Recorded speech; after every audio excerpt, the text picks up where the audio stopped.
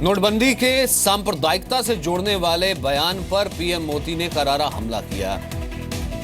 Radio पर मन की बात करते हुए पीएम मोदी ने कहा कि कुछ लोगों ने नोटबंदी को सांप्रदायिक माहौल देने की कोशिश की। ऐसे लोग चाहते थे कि अभियान रास्ता भटक जाए। इसके लिए तरह तरह की अफवाहें उड़ाई गई, लेकिन जनता को कोई डिगा नहीं पाया। पीएम मोदी ने यह भी कहा कि देश में नियम और कानून सभी के लिए बराबर हैं। आपको बता दें, एआईएमआईएम नेता असदुद्दीन ओवैसी ने नोटबंदी को सांप्रदायिक रंग देने की कोशिश की थी। हैदराबाद की एक रैली में ओवैसी ने कहा था कि मुस्लिम बहुल इलाकों में जो एटीएम है उसमें पैसे ही नहीं डाले जा रहे हैं, बैंक भी वहां पर नहीं खोले गए हैं, जिसके कारण मुस्लिमों के पास पैसों की किल्लत है। हालांकि ओवैसी के इस बयान का काफी विरोध हुआ था।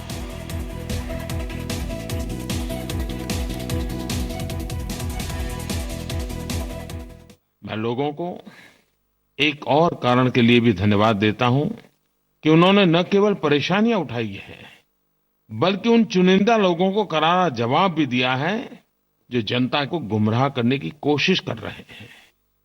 कितनी सारी अफवाहें फैलाई गई। भ्रष्टाचार और काले धन जैसी लड़ाई को भी सांप्रदायिकता के रंग से रंगने का भी कितना प्रयास किया गया। किसी ने अफवाह फैलाई, नोट पर लिखे स्पेलिंग गलत है। किसी ने कह दिया नमक का दाम बढ़ गया है। किसी ने अफवाह चला दी 2000 के नोट भी जाने वाली है, 500 और 100 के भी जाने वाली है, ये भी फिर से जाने वाला है। लेकिन मैंने देखा भांति भांति अफवाहों के बावजूद भी देशवासियों के मन को कोई डुला नहीं सका है। इतना ही नहीं, कई लोग मैदान में आए, अपने क्रिएटिविटी के द्वारा, अपनी बुद्धि शक्ति के द्वारा अफवाह फैलाने वालों को भी बेनकाब किया, अफवाहों को भी बेनकाब कर दिया। दरअसल नोटबंदी के बाद हैदराबाद की एक रैली में एमआईएम के अध्यक्ष असदुद्दीन ओवैसी ने यह आरोप लगाया था कि मुस्लिम इलाकों में एटीएम में पैसे नहीं डाले जा रहे हैं। हमारे मुस्लिम इलाकों में बैंक नहीं खोलते, बैंक खोलते तो रेड जोन करार देते, लोन नहीं मिलता। एटीएम लगाते तो एटीएम में पैसा नहीं आ रहा हमारे इलाकों में। नए नए इलाकों में एटीएम में पैसा आता है, हमारे पास पैसा नहीं आता। और इस वक्त मीम अफजल साहब हमारे साथ फोन लाइन पर मौजूद हैं। मीम अफजल साहब, ये आप इसे कैसे देखते हैं? क्योंकि ये कोशिश तो की गई थी असदुद्दीन ओवैसी की तरफ से, हालांकि इसका काफी निंदा भी हुई थी, इसे कंडेम भी किया गया था, लेकिन आज पीएम ने इस बात को उठाया है। देखिए, प्राइम मिनिस्टर को इस पर तवज्जो देने की जरूरत नहीं थी। प्राइम मिनिस्टर अगर इसका वजाहत करते हैं या सफाई देते हैं, उसका मतलब यह है कि दाल में कुछ काला है। मैं सीधी सी बात ये कहता हूं कि ये हिंदू और मुसलमान, सिख और ईसाई का मामला नहीं है।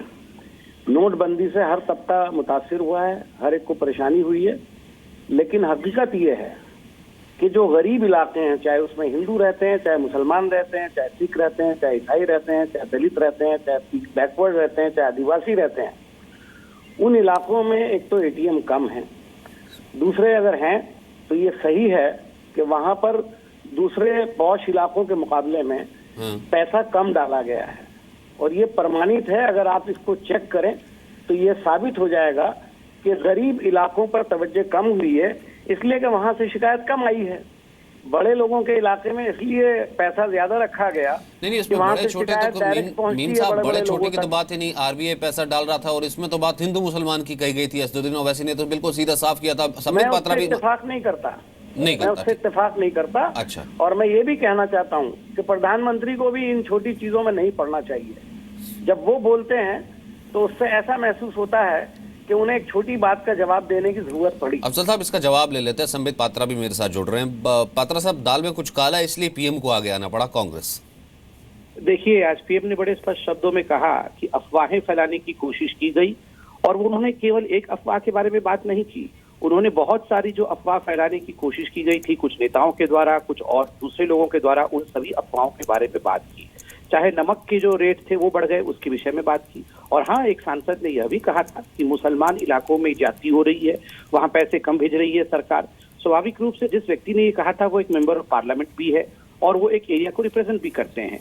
तो कहीं ना कहीं देश को जो बांटने की साजिश थी, तो आज प्रधानमंत्री ने कहा कि खारिज किया इन सब चीजों को कि इतना कुछ साजिश रचने के बावजूद भी देश की जनता कितनी परिपक्व थी कि देश की जनता इन झांसे में नहीं फंसी। और समीर साहब, मेरे पास वक्त इतना उत्तर... ही है, और कम से कम ये हम ये कह सकते हैं कि दोनों तरफ की बात कम से कम अब सुन ली जनता ने। अब शायद यही है कि जनता के पास दोनों वर्जन्स हैं, जनता ही डिसाइड कर ले तो बेहतर होगा कि आखिरकार क्या सस्ता की क्या छूटता। बहुत बहुत शुक्रिया अमीन साहब और संबित जी आपका भी इस बातचीत।